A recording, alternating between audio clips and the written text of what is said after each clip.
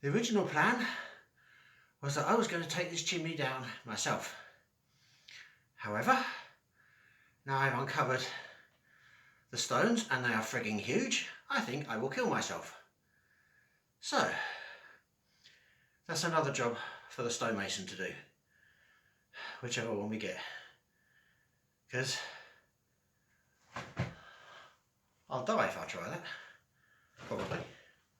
So anyway, I do like the drill. Right.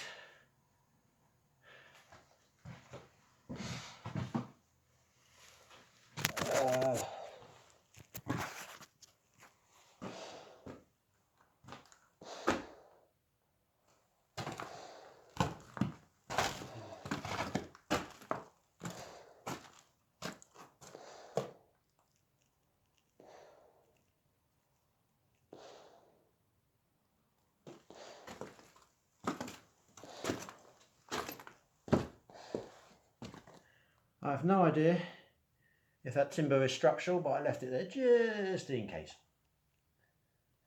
It's a little on the flimsy side, so I don't think it is. But you never know.